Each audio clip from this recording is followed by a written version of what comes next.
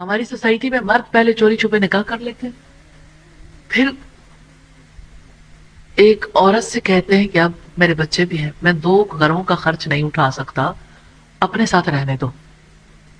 پھر اسے کہتے ہیں کہ یہ جبر بھی برداشت کرو کہ وہ تمہاری آنکھوں کے سامنے اور تم دیکھ دیکھ کے جلتی رہو. جب شوہر دوسری شادی کے لیے عورت پر جبر کرتے ہیں، جبر اس لیے کرتے ہیں کہ ہماری سوسائٹی میں ہم جہاں رہتے ہیں وہاں دوسری شادی کرنے کے لیے عورت کی اجازت ضروری ہے، اسلام میں ضروری نہیں ہے، کیونکہ عورت خود مختار ہے، مرد بھی خود مختار ہے. مرد نکاح کر سکتا ہے لیکن عورت خود مختار ہے، وہ ایسے شخص کے ساتھ نہیں رہنا چاہتی نہ رہے. مرد کیوں 2 عورتوں کو اکٹھے رکھنا چاہتا ہے؟ عورت اگر اس کے لیے سیٹسفائیڈ نہیں تو وہ الگ ہو سکتی ہے. عورت دوسری شادی پر مرد سے علیحدہ نہیں ہونا چاہتی، رہنا چاہتی ہے، ٹھیک ہے، وہ علیحدہ ہونا چاہے، اس کا اختیار ہے، کیونکہ عورت بھی اسی طرح سے انسان ہے جیسے مرد انسان ہے.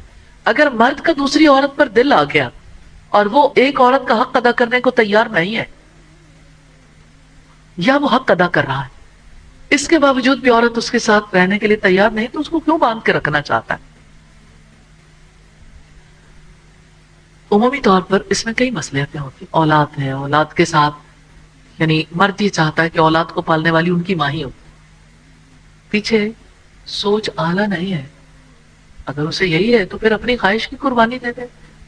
وہ عورت تو اس کے ساتھ اسی طرح رہنا چاہتی ہے کہ مرد دوسرا نکاح نہ کرے. دوسری شادی کے حوالے سے ایسا نہیں ہے کہ اسلام مرد کو اجازت نہیں دیتا، اجازت ہے، رخصت ہے، لیکن بڑا فرق ہے اجازت میں، رخصت میں اور حکم میں. اسلام مرد کو دوسری شادی کا حکم نہیں دیتا، اجازت دیتا ہے کہ اگر تم عدل کر سکو، اور اگر عدل نہیں کر سکتے تو ایک ہی کافی ہے. مرد اگر یہ سمجھتا ہے کہ اب میرا اس عورت کے ساتھ رہنا میرے لیے اتنا بہتر نہیں، دوسری عورت کے ساتھ جانا چاہیے، تو اسے اپنی اولاد، اپنے باقی معاملات کی طرف بھی دیکھنا چاہیے اور پھر شادی کرنی چاہیے، بجائے اس کے کہ پہلی بیوی کو وہ باندھی بنا کے رکھ لے. کتنی خواتین ہیں جن کے شوہر جب دوسری شادی کر لیتے ہیں تو پہلی بیوی کے بارے میں وہ یہ سٹیٹمنٹ دیتے ہیں کہ ہم کہتے ہیں کہ اب بیچاری کیا کرے گی، میں چاہتا ہوں کہ وہ پڑی رہے، وہ یہاں کھانا بھی کھاتی رہے، اپنے بچوں کے ساتھ رہے، اور اسے یہاں پہ اپنی ضروریات تو پوری ملتی رہیں گی. میں ایک ایسی عورت کو جانتی ہوں، میرے پاس آئی، کہنے لگی میرا شوہر مجھے پورا حق نہیں دیتا. خاتون کا تعلق ہماری فیملی سے ہی تھا، سسرالی فیملی سے، تو کہنے لگی کہ مجھے حق نہیں ملتا تو آپ ہماری یعنی میرے شوہر سے، سسر سے ضرور اس بارے میں بات کر لیں.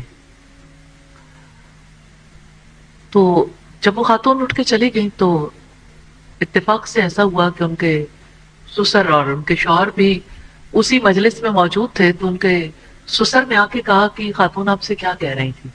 تو میں نے انہیں کہا کہ وہ چاہتی ہیں کہ انہیں ان کا حق ملے. تو اس قدر خفا ہوئے، اس قدر غصہ کیا، اور انہوں نے کہا کیا حق ہے جو انہیں نہیں مل رہا؟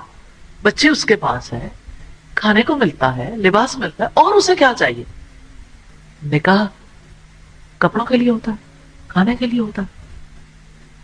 جس مقصد کے لیے نکاح ہوتا ہے جب وہ مقصد ہی پورا نہیں ہو رہا تو آپ کیسے کہہ سکتے ہیں کہ عورت کا حق پورا ہو رہا؟